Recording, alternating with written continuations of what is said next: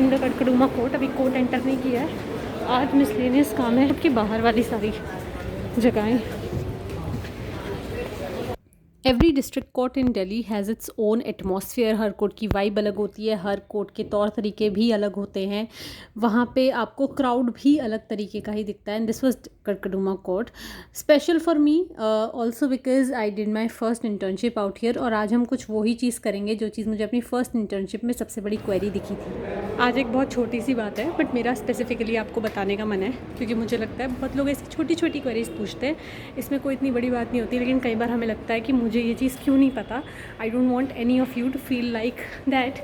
तो सब जो भी इंटर्न्स हैं, इंटर्नशिप कर रहे हो या आप जानना चाहते हो कि इंस्पेक्शन एप्लीकेशन कैसे फ़ाइल करते हैं, क्यों करते हैं कोर्ट में, उससे फ़ायदा क्या हो रहा है, वो हम आज की वीडियो में भी डिस्कस करते हैं आगे।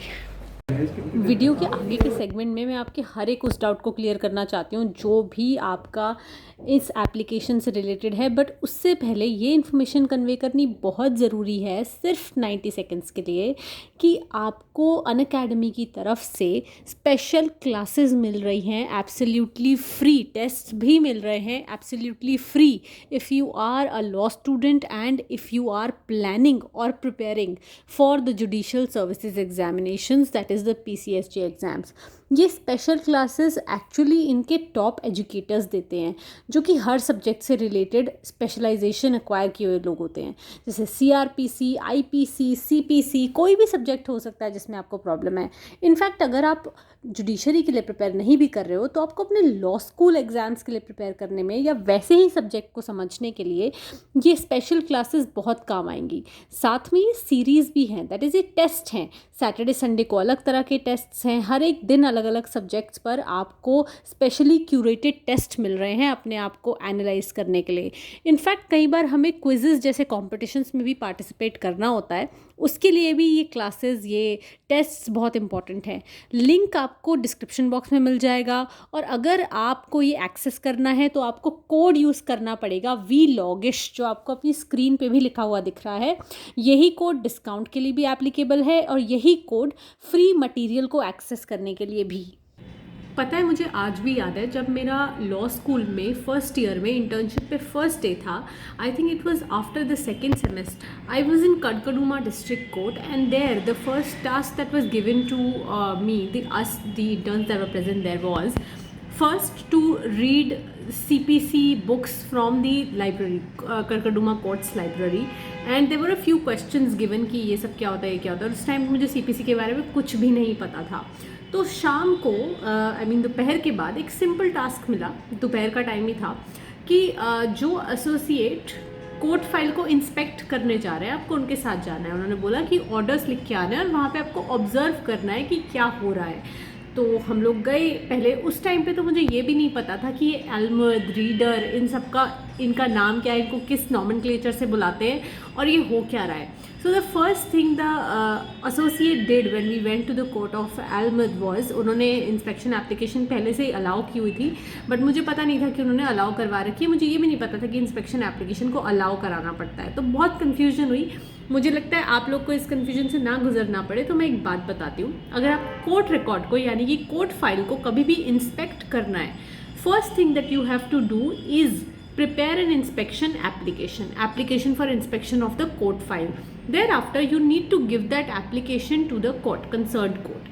Most of the cases में generally reader जो होते हैं, जो कि जज के साथ, अगर आपको जज दिखते हैं एक कोर्ट रूम में, प्रिसाइडिंग ऑफिसर दिखते हैं, उनके साथ में जो आपको मेन पर्सन दिखते हैं बैठे हुए, वो होते हैं कोर्ट के रीडर। और जो आपको थोड़ा नीचे बैठे हुए दिखते हैं और कंप्यूटर पे अपना काम करते हुए दिखते हैं, दोज आर स्टेनोग्राफर्स और दी स्टेनोस, जो कि कोर्ट ऑर्डर्स को टाइप करते हैं, थोड़ी बहुत और अफेयर्स में भी आपकी हेल्प कर देते हैं। उसके बाद एक जो रूम अलग से होता है कोर्ट से रिलेटेड, जहाँ पर सारी ये फाइल्स रखी रहती हैं, वो होता है एल्मद का रूम, जो रिकॉर्ड कीपिंग के लिए होता है और भी बहुत सारे मिसलेनियस चीज़ों के लिए होता है। तो आपको जाके ये एप्लीकेशन देनी है रीडर को। रीडर कोर्ट के प्रिसाइडिंग ऑफिसर से यानी कि जज से उस एप्लीकेशन को अलाउ करवाएंगे पहले, यानी कि जज को ये इंश्योर करना होगा कि जो एडवोकेट फाइल को देखना चाहते हैं वो ही इस केस में एडवोकेट है, उनका वकालतनामा इस केस में लगा हुआ है। बिकॉज इट्स अ रूल कि एक केस को उसके एडवोकेट्स के अलावा कोई और इंस्पेक्ट नहीं कर सकता अनलेस जज का कोई स्पेशल ऑर्डर हो वो रिकॉर्ड देखने के लिए। ऐसे ही कोई भी जाके कोर्ट का रिकॉर्ड नहीं दे सकता। जितनी देर में आपको रीडर एप्लीकेशन अलाउ करके देंगे उतना आपको वेट करना पड़ेगा और उसके बाद ही उस एप्लीकेशन को लेके आप उस रिस्पेक्टिव कोर्ट के एल्मद रूम में जा सकते हो। जनरली अगर यू वांट टू रिकॉग्नाइज कि एल्मद रूम कहाँ पर है, वो करने के लिए आपको उसी, फॉर एग्जाम्पल अगर कोर्ट का नंबर है 60 तो बहुत सारे कोर्ट्स में 60A करके एक रूम होगा जो एल्मद रूम होगा अगर वो थोड़ा सा दूर है तो, और ज़्यादातर कोर्ट्स में तो ये एडजॉइनिंग रूम ही होता है जिसका रास्ता कोर्ट रूम से होकर ही जाता है। ऐसे आप रिकॉग्नाइज कर सकते हो। आप वो अलाउ की हुई एप्लीकेशन जिस पे जज ने अलाउड एज पर रूल्स लिखा हुआ होगा वो लेके आप सिंपली एल्मद रूम में देके जाओ और वहाँ बोलो कि मुझे ये फाइल इंस्पेक्ट करनी है। वो आपके लिए रिकॉर्ड्स में से वो फाइल निकाल के आपको बाहर देंगे और उसके बाद आपको फाइल अपने हाथ में मिल जाएगी और आप उसे इंस्पेक्ट कर सकते हो। इंस्पेक्शन की action looks somewhat like this, not somewhat, it looks exactly like this. ये आप किसी भी डिस्ट्रिक्ट कोर्ट या हाई कोर्ट की वेबसाइट से डाउनलोड कर सकते हो। ये मैंने ecourts.gov से डाउनलोड की है। Now if you want to see, यहाँ पर आपको पहले तो लिखना है कोर्ट का नाम सिंपली, यहाँ पर लिखना है केस नंबर जिसको आप इंस्पेक्ट करना चाहते हो, यहाँ पे in the matter of that is case का नाम। For example Raju Ramachandran versus Fali S Nariman. Sorry for the name that I am taking but I don't know, मेरे दिमाग में यही आया सबसे पहले। फिर एफआईआर और केस नंबर यानी कि जो भी आपका केस नंबर है यहाँ पे आप रिटरेट कर सकते हो। एफआईआर नंबर है तो वो लिखो, नेक्स्ट डेट ऑफ हियरिंग भी लिखो। अगर एफआईआर नंबर है तो पुलिस स्टेशन भी आप यहाँ पे लिख दो कि कौन सा है। नेक्स्ट डेट ऑफ हियरिंग बिल्कुल लिखना मत भूलना, ये बहुत ज़रूरी होता है। अब यहाँ पे टाइटल वाइटल सब डला हुआ है, आपको बस इसे प्रिंट करके ना आपको खुद से करना है। अगर कई बार आपके पास ये प्रिंटिंग फैसिलिटी उस टाइम पे अवेलेबल नहीं है और जल्दी से आपको कोर्ट फाइल को इंस्पेक्ट करना है, उसके लिए आप इसको सिंपली अपने हाथ से लिख के अपनी हैंडराइटिंग में भी दे सकते हो, ये प्रिंटेड होना ज़रूरी नहीं है। अब आपको यहाँ पे सिर्फ सिंपली लिखा है that the above said matter is pending adjudication and determination before the honourable court and the next date of hearing is, जो भी नेक्स्ट डेट ऑफ हियरिंग है आप फिर से लिखो। That the council for the dash, that means the party that you are representing, let's say the council for the accused wants to inspect the court file and documents. Prayer, it is most respectfully prayed that this court may be pleased to allow the counsel for the accused to inspect the court file। यहाँ पे आप अपने sign करो, अगर अपनी stamp लगानी है तो स्टैंप लगाओ, यहाँ पर डेट लिखो, उसके बाद आप जिस भी पार्टी की तरफ से हो उसको यहाँ पे रिफ्लेक्ट कर दो। अब बहुत बार आपको लगता होगा ना कि ये कोर्ट फाइल के इंस्पेक्शन के लिए भी कोई रूल्स होते हैं क्या, हाई कोर्ट्स में जाते हैं तो ये कैसे होता है, इतना स्ट्रिक्ट रूल्स हैं क्या? दिल्ली हाई कोर्ट में डेफिनेटली बहुत स्ट्रिक्ट रूल है इंस्पेक्शन के लिए। अगर कोई टाइम है तो उसको आपको स्ट्रिक्टली फॉलो करना होगा। If you want to see the exact rules तो ये है दिल्ली हाई कोर्ट रूल्स का चैप्टर 5 आपके सामने। This is titled as records their inspection, grant of copies and destruction. ये रूल्स उस सब चीज़ों से रिलेटेड है जहाँ पे आप किसी कोर्ट फाइल को देखना चाहते हो, कोई रिकॉर्ड को इंस्पेक्ट करना चाहते हो, कोई ऐसा रिकॉर्ड जो कोर्ट फाइल में नहीं है और जो बहुत ही सेंसिटिव है उसे भी इंस्पेक्ट करना चाहते हो। साथ में अगर आप कॉपिंग एजेंसी से कोई कॉपी यानी कि सर्टिफाइड कॉपीज़ निकलवाना चाहते हो किसी भी चीज़ की जो आपके पास नहीं है बट कोर्ट फाइल में लगी हुई है यानी कि कोर्ट के पास उसका एक्सेस है, और डिस्ट्रक्शन यानी कि रिकॉर्ड्स भी हमेशा तक तो मेंटेन नहीं हो सकते, तो वो कब डिस्ट्रॉय होते हैं, क्या सिचुएशन रहती है। यहाँ पे what is relevant for us is part A, that is the inspection of records. It says आप डिसाइडेड केसेस को इंस्पेक्ट कर सकते हो, आप पेंडिंग केसेस को इंस्पेक्ट कर सकते हो, और यहाँ पर रूल 2 में very clearly it has been mentioned that you can inspect a court file only if you are an advocate और only if you are a duly authorised junior counsel advocate. In that case only which you want to inspect you will be allowed the access to records. अब मैंने आपको एक बात बताई थी कि आपको ये वाली एप्लीकेशन बनानी है। ये एप्लीकेशन बना के रीडर को ऐसे ही मत दे के आ जाना। इस एप्लीकेशन पे आपको कोर्ट फ़ी भी लगानी है। अगर डिस्ट्रिक्ट कोर्ट में हो तो आपको 5 रुपीज़ की कोर्ट फ़ी यहाँ पे ऐसे चिपका देनी है, और अगर आप हाई कोर्ट में हो और आपको अर्जेंटली ये चाहिए तो आपको 10 रुपीज़ की लगानी है। अगर आपको नॉर्मल टाइम में देखना है यानी कि आज देके जा रहे हो और कल देख सकते हो फाइल को, तो आपको 5 रुपये की कोर्ट फ़ी लगानी है। ये भी रूल में लिखा है। यहाँ कोई भी चीज़ ऐसी नहीं है जो किसी रूल में नहीं लिखी हो। इनफैक्ट सब कुछ आपको इधर मिल जाएगा प्रॉब्लम कई बार यही होती है कि प्रैक्टिकली हम समझ नहीं पाते इतनी छोटी छोटी चीज़ों को कि इसे करना कैसे है। तो ये रूल्स आपकी बहुत ज़्यादा हेल्प करेंगे।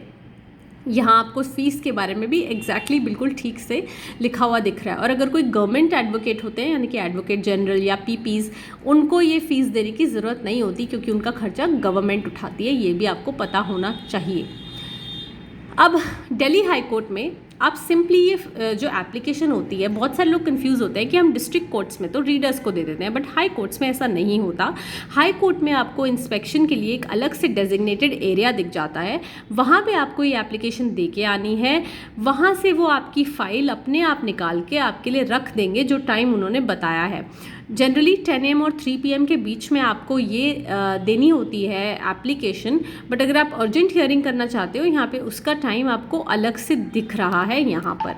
आई होप आपको क्लियर हो गया होगा कि इंस्पेक्शन कैसे करते हैं। हमेशा याद रखना, जब भी इंस्पेक्शन करने जाओ तो फाइल पे कोई भी मार्क लगाना अलाउड नहीं होता है, इसलिए बहुत बार वो आपको पेन वहाँ पे कैरी करना भी अलाउ नहीं करते हैं। इनफैक्ट आपको अपने साथ में हमेशा इंस्पेक्ट करते हो एक पेंसिल और एक प्लेन पेपर रखना चाहिए, जिससे कि आप ईजिली कोई चीज़ अगर नोट्स बनाना चाहते हो, फाइल में से देख के कुछ लिखना चाहते हो तो लिख पाओ। इंस्पेक्शन करने का पर्पस यही होता है, एक तो अगर आप न्यूली एंगेज्ड काउंसिल हो किसी भी केस में तो आपको पता लग जाए कि फ़ाइल में आज तक क्या क्या लगा हुआ है, कितने ऑर्डर्स लगे हुए हैं। अगर आपको उस फाइल की कॉपी अपने पास रखनी है और आपके क्लाइंट के पास वो कॉपी नहीं है, आपको ऑर्डर्स भी चाहिए, तो आप वहाँ से कोर्ट फाइल के जो एग्जैक्ट पेज नंबर्स हैं जितने जितने आपको चाहिए, आप वो नोट करके उनकी सर्टिफाइड कॉपी निकलवाने के लिए भी अप्लाई कर सकते हो। That is another perk of inspecting the court file. एक प्रो टिप मैं आपको बिल्कुल ज़रूर देना चाहती हूँ जो मैंने अपने एक्सपीरियंस से सीखा है। कभी भी किसी मैटर में किसी को रिप्रेजेंट करने जाओ या किसी केस के लिए यस बोलो, उससे पहले आप एक बार कोर्ट फाइल को ज़रूर इंस्पेक्ट कर लेना। बिकॉज नॉर्मली जो आपको लोग, आपके क्लाइंट्स जिस तरह से केस के बारे में बताते हैं और जिस तरह से आप केस को समझते हो फाइल देखने के बाद, उसमें बहुत फ़र्क होता है और बहुत सारी इनकन्सिस्टेंसीज़ को, इरेगुलरिटीज़ को और एम्बैरेसमेंट को भी आप अवॉइड कर सकते हो एक बार पहले कोर्ट फाइल को इंस्पेक्ट कर लेने से। कुछ चीज़ों की इंस्पेक्शन प्रोहिबिटेड होती है, बट अगर स्पेशल ऑर्डर्स हों तो आप उसको भी इंस्पेक्ट कर सकते हो। आगे आपको ग्रांट ऑफ कॉपीज से रिलेटेड, कॉपिंग एजेंसी से रिलेटेड रूल्स मिलेंगे और डिस्ट्रक्शन से रिलेटेड भी मिलेंगे। आई होप अब आप में से किसी को कोई भी प्रॉब्लम नहीं होनी चाहिए कोर्ट फाइल के इंस्पेक्शन के बारे में। मुझे लगता है अब इसके बारे में इतनी नॉलेज मिल गई होगी कि छोटे छोटे डाउट्स जो मुझे आए थे, जो मैंने फेस किए थे, वो आपको नहीं आएंगे। This was Advocate Isha Kapoor. I will meet you very soon again with a new video on a new concept. Bye for now.